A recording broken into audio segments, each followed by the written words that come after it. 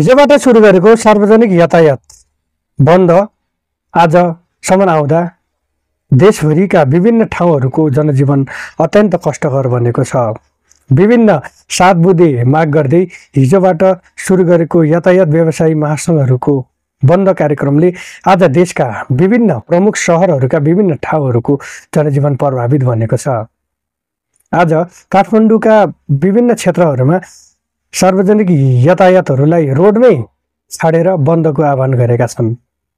वास्तवमा भन्ने हो भने आजभोलि मान्छेहरूले यातायातको साधन सही र भरपर्दो रूपमा प्रयोग गरिने ती साधनहरू नचल्दाखेरिमा मानिसहरूको जनजीवनमा कतिको प्रभाव परेको छ त।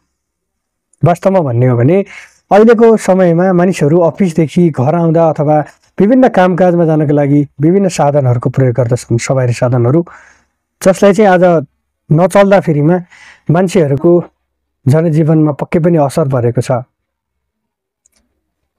आज विभिन्न ठाउँहरूमा यस्तो बन्दको आह्वान हुँदै गर्दा मान्छेको जनजीवनमा परेको असर र प्रभावको बारेमा यातायात व्यवसायीहरूले सम्झनुपर्ने अथवा सोच्नुपर्ने कुरा हो। किनभने यो हुँदै गर्दा लाखौँ मानिसको जनजीवन प्रभावित हुन्छ।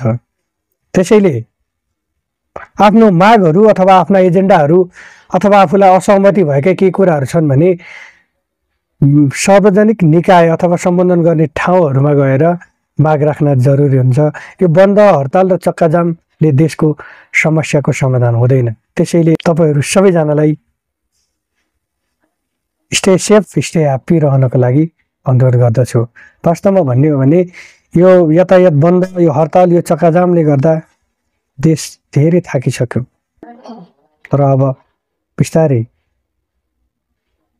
मानिसहरू अगाडि बढ्नु पर्दछ र त यो बन्द हडताल चक्काजामलाई तोडेर सहमति र सहकार्यमा तपाईँ हामी सबैजना अगाडि